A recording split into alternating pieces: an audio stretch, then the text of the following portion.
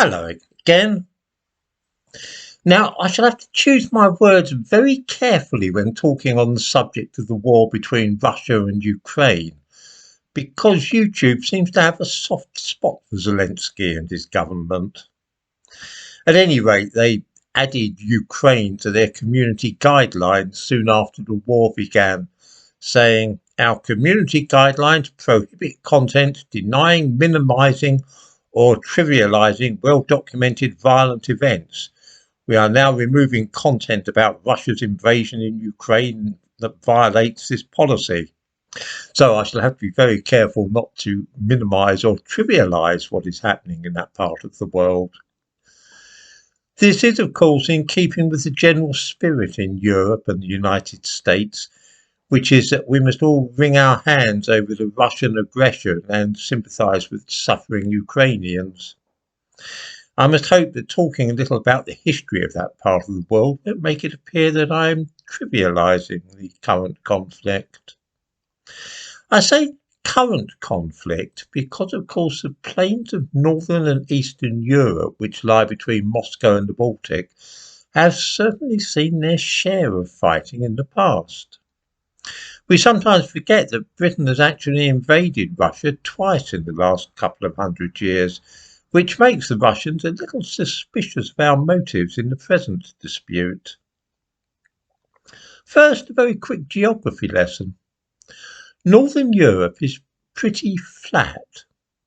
In the south, you have mountain ranges like the Alps, the Carpathians, and so on. But from Belgium through Germany and Poland all the way to the Russian border is a flat area which is called the North European Plain. This joins up with a very, very big flat area called the East European Plain, which stretches right from the Arctic down to the Black Sea and as far east as the Ural Mountains, and it includes the whole of Ukraine. All those huge flat areas are great for armies to manoeuvre on, with lots of room and unobstructed by mountains. A bit like a very large version of Salisbury Plain, which we all know is where the British Army practiced for wars in Europe. In other words, between Western Germany and Poland and Moscow, there is just lots of flat countryside, which is easy for armies to cross. In 1605, the Polish army did just that when they invaded Russia, seizing Smolensk and getting as far as Moscow. 100 years later, in 1708, Sweden invaded Russia in the same way. They swept across the North European plain and reached far into Russia. 100 years later, in 1812, Napoleon did the same, reaching Moscow and setting fire to it. In 1853, the British Army landed in Ukraine and fought the Russian army on the East European plain.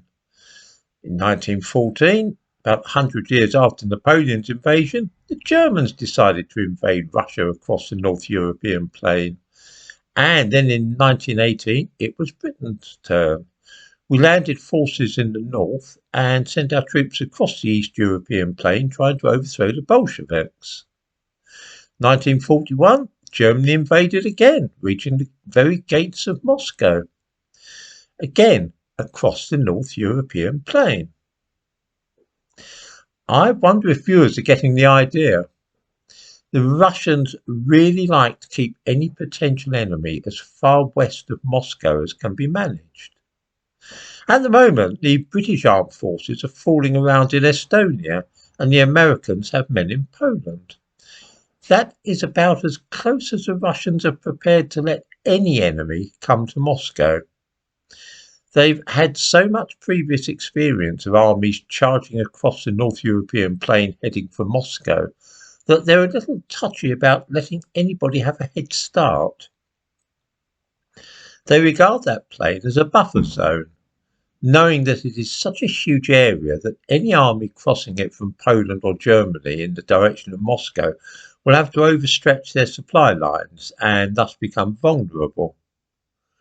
Of course, if a potential enemy could start from Ukraine, rather than Germany or Poland, then they would find it much easier to strike at Moscow. They would be almost there, you see, if they started from Ukraine's eastern border.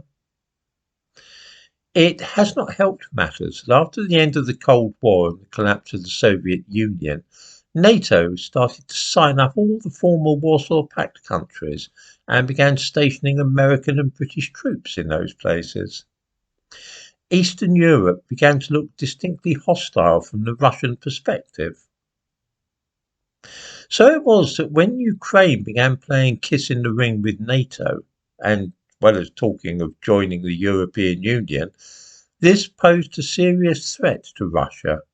And even when the Russians warned them that it was not on, Ukraine kept pushing the point. For Russia, keeping enemies away from those big planes is vital. They're not going to run the risk of anybody marching on Moscow again. Just in case anybody feels minded to suggest that the Russians are making a fuss about nothing, and that of course NATO isn't going to start any wars in those areas where it now has forces, perhaps we might remember the bombing of Yugoslavia in 1999, when NATO was actively involved in attacking a former communist country in Eastern Europe. They bombed a Slav nation then.